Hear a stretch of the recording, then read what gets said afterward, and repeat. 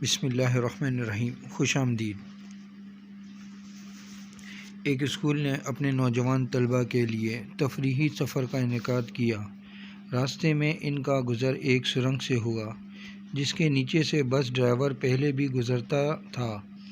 سرنگ کے دہانے پر 5 میٹر اونچائی لکھی تھی۔ ڈرائیور نے نہیں روکا کیونکہ بس کی اونچائی بھی 5 میٹر تھی، لیکن اس بار بس سرنگ کی چھت سے رگڑ کر درمیان میں پھنس گئی، جس سے بچے خوف و ہراس میں مبتلا ہو گئے۔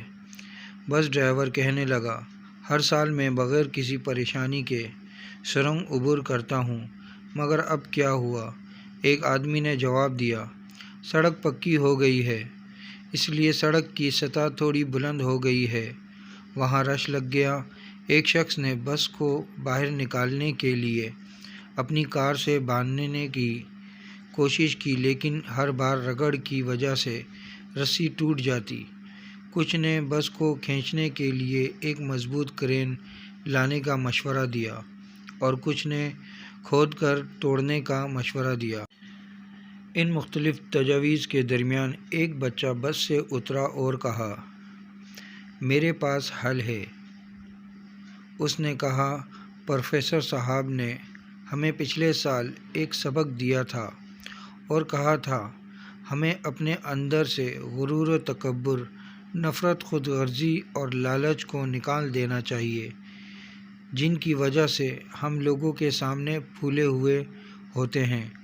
اگر ہم ان الفاظ کو بس پر لگا دیں اور اس کے ٹائروں سے تھوڑی سی ہوا نکال دیں تو وہ سرنگ کی چھت سے نیچے اترنا شروع کر دے گی اور ہم بحفاظت گزر جائیں گے۔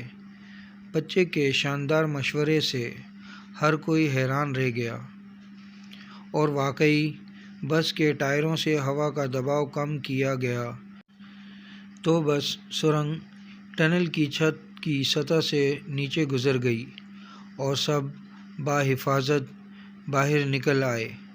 ہمارے مسائل ہم میں ہیں، ہمارے دشمنوں کی طاقت میں نہیں۔ اس لیے اگر ہم اپنے اندر سے غرور اور باطل کی ہوا نکال دیں گے تو دنیا کی اس سرنگ میں سے ہمارا گزر بآسان ہو جائے گا۔